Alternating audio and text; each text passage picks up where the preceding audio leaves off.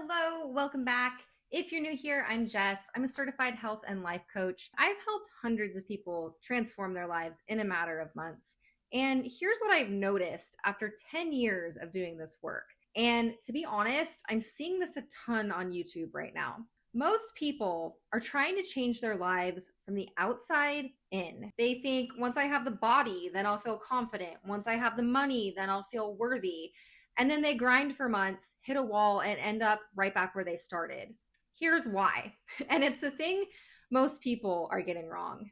Becoming unrecognizable, or you can call it glowing up, becoming your best self, next level self, it's not just about what you're doing, it's about how you're being. So today I'm going to walk you through the inside out method, we can call it, in 4 steps. And this is the exact framework I use with my clients. But let's get started. All right. Step 1 is to get crystal clear on who you actually want to become. And I don't mean I want to be successful or I want to be happy. I mean, who is she? What does she believe about herself? How does she show up? So I want you to finish this sentence.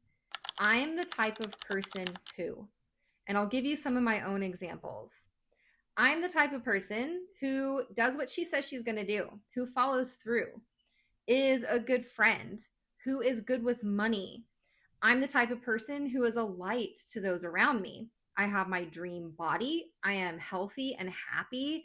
I have a fulfilling career doing my purpose work. So pause this video if you need to and write it down and be specific, because you can't become someone you haven't defined yet. Most people jump straight into the action plan without ever deciding who they're even trying to become. And that's why you never seem to get there, because you're not clear on where there is. Now that you're clear on who you want to be, step 2 is actually the step that most people skip over. They go right from who do I want to be to what do I need to do, when you actually need to be asking, what do I need to believe about myself to be that person? Because you can take all the right actions, but if you don't believe you're worthy of the result, you will sabotage it every single time. So ask yourself, what would the version of me that I just described in step 1, what does she believe? For me, that sounds like good things happen to me and I'm allowed to win. I'm worthy of the life, business, and visibility that I desire. I am capable of achieving and sustaining greater levels of success. These used to be affirmations I was working towards. Now they're truths. They're my reality because I did the inner work needed to change those limiting beliefs that were holding me back. So after you get clear on what that version of you believes, ask yourself, what self-limiting beliefs are keeping you from fully embracing that? Maybe it's, I'm not disciplined enough, or people like me don't get that kind of success, or if I put myself out there, I'll fail and everyone will see. You have to identify these, because if you don't, they run in the background, undermining everything you're trying to build. And I'll be honest, this is the step where working with a coach genuinely makes a huge difference, because a coach can act as a mirror for you. They can reflect back to you the blind spots you can't see from the inside, limiting beliefs you don't even know you have. And they can help you shift into the identity of the person you want to become. Okay, moving on to step number 3. Now it's finally time to figure out what actions you need to take to create your dream life and become that person you want to be. And again, this is where most people want to start. But notice we are on step 3, because actions without the identity work behind them turn into just another to-do list you'll probably abandon in 2 weeks. So, for example, if the person you're becoming shows up consistently, what does that actually look like?